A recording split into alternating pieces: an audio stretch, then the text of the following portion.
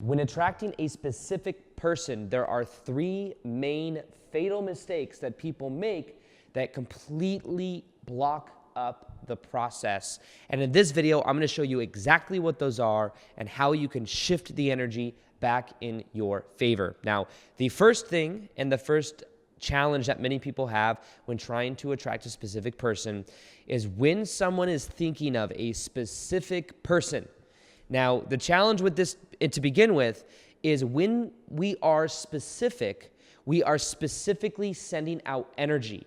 Imagine that there's an energy field around your body, and which there is, and the thoughts, the feelings, and the emotions that you consistently feel are charging up this energetic field.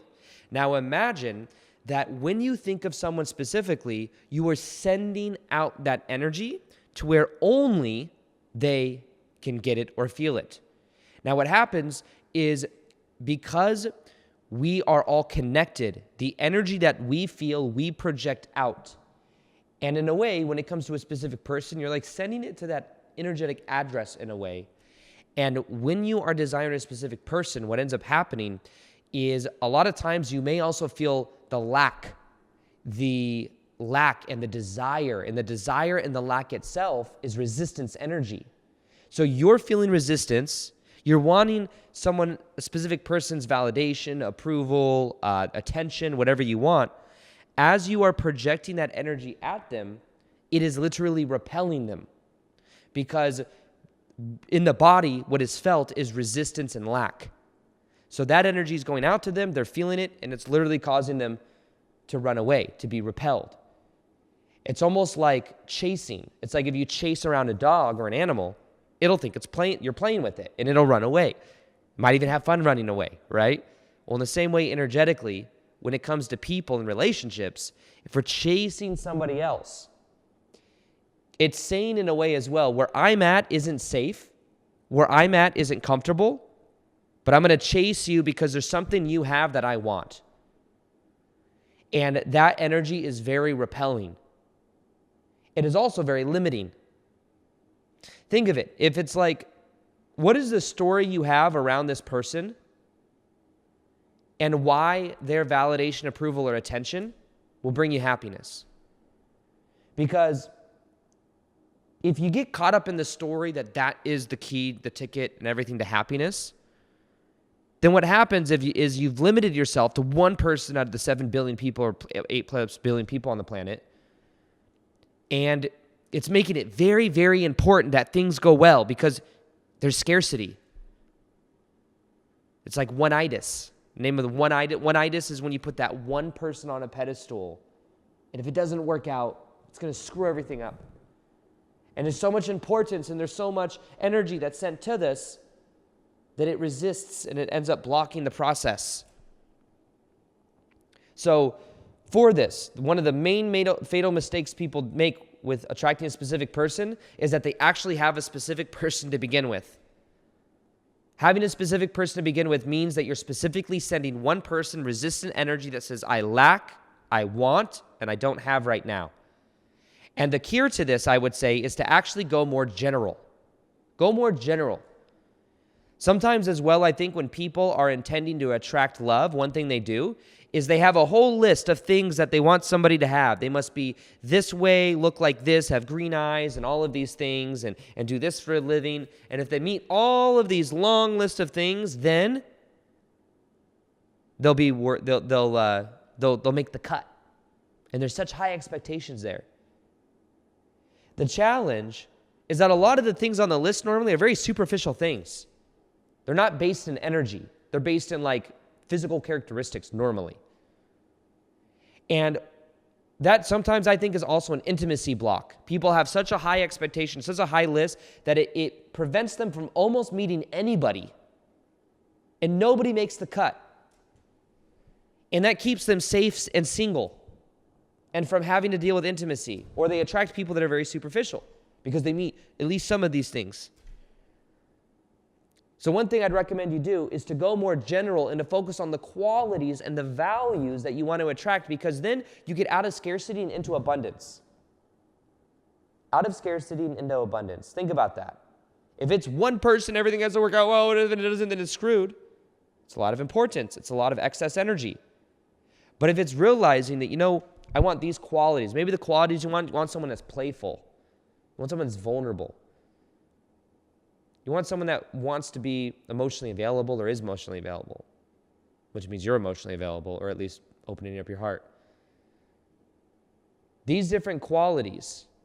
Maybe somebody that has a purpose, that has a vision in their life, but it doesn't mean they do this exact thing, because when you're not limiting yourself, you then open up the energy potential. And you allow more things to flow through. Then you're also in abundance. When you're in abundance, it's like you have way more magnetic energy. So for this, realize that there's an abundance of love out there, and you're putting one person on a pedestal. You're trying to get the specific person. You're sending them energy with resistance, and instead, let go and stop attracting the specific person and start focusing on the qualities you want to attract. What are the qualities? What are the values? Go ahead and comment below and leave some of the values you want and intend to attract into your life. Playfulness, connection. There's all these different energies. A good sense of humor, maybe. Maybe you want someone that's very serious. I've met people in my life, even friends, or people that I've dealt with in different ways they're very serious. They don't like to have fun, or they don't like, they have a very rigid sense of play. They may not like that. Probably good for them, but maybe they don't like it. We all have different values, different things. Because then there's also, I guess, a limit. Because then you get someone just joking around all the time. And you're like, you just take this one thing seriously, even when you're trying to be vulnerable, I don't know. But I'm just saying.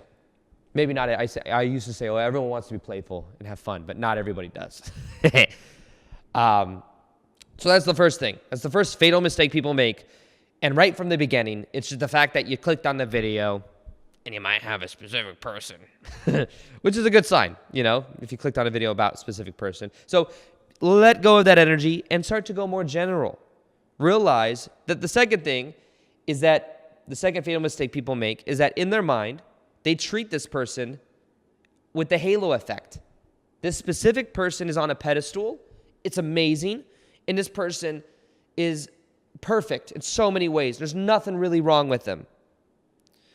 And what has happened is we've had this story, this glorified story of this halo effect that is causing them to be on this big pedestal. And remember, when people are on a pedestal energetically, that messes up the energy. It gives excess meaning to it. Remember, everything in life has no built-in meaning other than the meaning we give it. There are some people that will look at certain people in their life, and it's very casual. It's very easy for them to be themselves. But then what happens is they meet somebody new, and they put them on a pedestal, and then they start acting kind of weird because it's like, I hope I say the right thing. I hope I'm in the right place at the right time. I hope this person doesn't get too annoyed, blah, blah, blah. And it messes up the energy instead of just being yourself. And when you stop being yourself to be somebody that you think somebody else wants you to be, it's a very messy energy. But one thing that you can begin to do is to reduce the meaning you give to somebody, thinking and treating them like a celebrity. Because remember, as I've been saying in a couple recent videos, if you treat someone like a celebrity, they're going to treat you like a celebrity. No, they're going to treat you like a fan. Because that's the energy dynamic. So the key to that is to become aware of that energy and to stop putting people on a pedestal by realizing the story you're telling yourself about this person probably ain't true. Not that they're not great and awesome, but that it's not that they're great and awesome and you're a piece of crap. They're not this perfect. A lot of times what we're doing is we're trying to close the loop from childhood. We're attracting people that replace similar, familiar childhood dynamics from when we're kids, and we're hoping that we can prove them wrong. We're hoping we can prove that, no, I am worthy. I do deserve to be chosen. And we're trying to prove it wrong through other people because we haven't healed it from our childhood. I think this is called the imago in psychology. It's called the imago, this image we have of our parents that we project onto other people to try to close the loop and to heal from childhood. So what's the cure to this? Well, to disengage the story, to change the meaning, to stop putting people on a damn pedestal. Stop doing it. Stop it. Just stop it. Why are you doing that? Why are you treating someone like they're so amazing and you're not? You're amazing too. Everything has zero built-in meaning other than the meaning we give it. Doesn't mean that we have to say I'm the best. I'm the best. We don't have to go around to. It's like it's good to have self-confidence, but at the same time, it's it's built on a faulty premise of significance sometimes, which is very dangerous. So with that being said as well, before we get into the third one, just so you know, I'm doing a 21-day confidence challenge for finding and feeling safe in your own frame, how to disengage and let go of people-pleasing, nice guy syndrome, how to stop tethering to other people's frame, and how to really feel safe in your own body, and how to have a high level of confidence by reducing the doubt, the fear, and everything that's kept us in a box. A lot of times this stuff stems from childhood too. We weren't empowered growing up, so we have a low sense of self-confidence. We think we're doing something wrong. The word confidence actually means to trust, to build trust with yourself and to build trust with the universe. And in the 21-day challenge that starts July 1st to the 21st, it's exactly what we're going to be doing, is wiring that in a very powerful way, having the group accountability, having live sessions, live coaching. If you want to join, now is the best time to join. Just go to www.confidencelovechallenge.com or click the link in the description box below. Now, with that being said, the third thing, and the third fatal mistake people make when attracting a specific person, is that they are so attached to the outcome. It's like when they're in conversation with somebody else, it's like the energy is on wanting something from them, in the sense of wanting their validation, their approval, or whatever it is. What ends up happening is everything is a means to an end versus an end of itself. The energy is very different. When I was selling women's shoes, if I was talking to a customer because I wanted them to buy something, very repellent energy. They didn't like it as much because it was conditional. But when I was talking to someone to connect with them, to have fun, that's an end of itself. When we want something from a specific person and we're trying to get them to text us back or validation, everything becomes a means to an end. And what the means to an end is, a lot of times, is if they would respond to me and do what I want, they will then validate me and give me approval and help me feel safe. This is really a game of feeling safe. Can we feel safe in the moment? Or do we feel safe once something happens in the future? And this is normally a repatterned thing from childhood, where maybe we didn't feel safe when we're kids, and we're thinking to ourselves, can I feel safe now? Or will I feel safe when I have dad's approval? Will I feel safe when mom does this or that or nourishes me in this way? And the key to this is not doing things to get somewhere else, but to actually be present to this moment. For it to be an end of itself, to be playful, to have fun, to enjoy. Because when you're enjoying, when you're playing, when you're having fun, I'll tell you, your energy is way more magnetic. Your energy has this pull to it. Just literally magnetizes people to you. Because you're being present to the moment. If you go out and have fun with your friends and you're just having fun, you're in the moment, you are way more attractive than if you're going out and you're trying to get something from someone else and you're wanting things to happen in a certain way and you want them to text you back. It completely changes the energy. And the way you change this energy, or the way you shift it, is instead of things being a means to an end, you have things being end of itself. Like, you can do the dishes so that the kitchen is clean, or you can do the dishes to do the dishes. It's more of a meditation. I know it doesn't sound like a lot of fun. You tell me I got to do the dishes to do the dishes. But if you do the dishes, you'll be present to the moment. You'll feel the water over your hands. You'll be more present. You'll have more magnetic energy. You'll feel safer in your body too. If I'm making this video right now because I wanted to get a lot of views, I hope it gets so many views, and I hope you like it, and I hope please like the video, like the video, like the video. Feel that needy, desperate energy? You probably don't like it. You don't want to reward it. But if I'm making this video because this is who I am, this is the way I choose to express myself, I want to have fun with this video, then you probably feel that energy too. Can you feel that? If you can you please like this video? You don't have to if you don't want to, but if you like it, you see the energy difference there? Please like this video versus if you want to, you can. You see? With a specific person, you're trying to attract a specific person, and you're like, please like the video. Please like me. Please like me. They're like, ugh. You're like, you know what? You can like me if you want, but you don't got to, because I feel safe within myself. It's a very different energy. It's much more attractive. Am I right?